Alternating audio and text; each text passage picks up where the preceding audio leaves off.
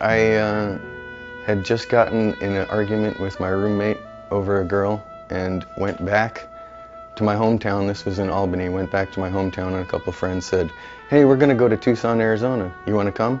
"Sure, let's go." So my mom gave me $140 and I got on a Greyhound and came to Tucson. Starting at a young age, I got into drugs. Dropped out of high school. My parents moved out to Arizona. They wanted to change. And after my 18th birthday, I came out here as well. I actually was doing carpentry then and drinking quite heavily, quite often, and met somebody, and 9 days later we got married, and a year later my son was born. I actually got divorced, and then we got back together, and then my daughter was born. I tried to better my life. I went back to school, got my GED out here, hadn't touched drugs for about 4 or 5 years. Then all of a sudden, I really can't explain what had happened, but I started up using drugs again, and it got worse. I was homeless. I was living in a woman's home for pregnant women. You could stay up to 6 months after the child was born.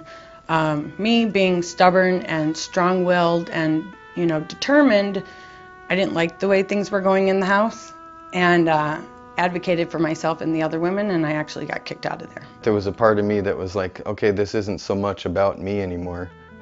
Somebody needs to take care of those kids.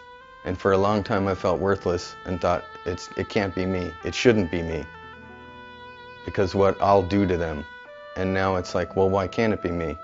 It should be me, because I think I can do a better job than the mother had been, or the grandmother who they were taken away from, or living in foster care. In time, it just got worse, and I was acting out, and next thing, I had undercover agents come to my home, and my daughter was at daycare. I went to jail. That evening, my mom called CPS on me, and the following day, my child was taken from me. So that was the most horrible feeling I have ever experienced. If you looked at me on paper, you would not give me custody of 2 children. So I knew. I went to a treatment center, and it wasn't the first time. I'd been to that particular one 2 times in the past. I didn't know what was going to happen. I just walked out the door and had an infection in my finger. Had to spend 6 weeks in a nursing facility because I had nowhere to live. Stayed in the nursing facility on a IV for the infection, had bone removed from my finger, and had to start the treatment center all over again when I got done with that. And even after completing the treatment center, 2 days before I almost finished the 6-month treatment center, I went to court and was told the mother was going to get custody of the kids. And at that point, I had already decided whether I have the kids or not, I'm doing something. And I had registered for full-time classes at Pima. So I was going to go to college. Okay, well, I don't have the kids. I'm still going to go to college. I still want at least something better for me. And a week after that, their mother started getting high again. And I was told, well, if you can get a place to live where you can stay with the kids, we'll give you custody of the kids. So the CPS caseworker is the one who told me about New Beginnings. I was able to get a job where other addicts were working. So I started out slow. I moved into a transitional living program for women and children as well, but addict program. At that time, my daughter was able to come home with me. Still CPS involved, still had to do things for the courts and everything, but I had 6 months clean and was in a safe environment with good support from women. I stayed there for a year, knew that it was time for me to move on to the next phase. Still struggling with trying to figure out financially how to provide for me and my child alone without, financial stability from the father. And that's when I heard about New Beginnings for Women and Children. And I applied and was accepted into the program.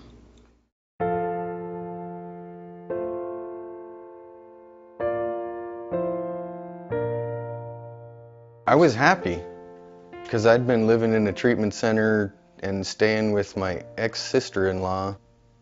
It had been over a year. I stayed in a nursing facility for 6 weeks. I stayed in a treatment center.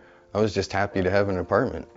And I just got into a routine with the kids, which was like starting from scratch and getting used to doing the same things every day, so nothing was much of a surprise for them. I knew that I still wasn't ready to be out on my own. I still needed to be surrounded by people that, would still keep an eye out on me and know my situation, and the benefit of having case management here. It's what I needed. I felt really comfortable with the staff here. Kim I could go to about any situation, struggles that I was going with. Her door was always open for me, as well as Pat, who works at the front desk. I really went out and got involved with the community and with the groups, and that's what the whole program is about, is getting as much as you can out of New Beginnings programs as you can. When I had said I was looking into maybe starting my own business, and there's a class you had to take to get the contractor's license and a test you had to take. So they had mentioned that they could get me a scholarship to take those classes, and so I looked into getting it and how much it would cost and submitted paperwork for the scholarship, and then New Beginnings gave me the check to get the contractor's license and take the test and do all that stuff. The program at New Beginnings was to work on your debt, to get ahead, to focus on being stable on your own in regular housing. And I procrastinated on it a bit while I was here, until like 6 months before I ended the program here. And I have succeeded in reestablish my credit. So I'm proud of that. That's something that I've accomplished.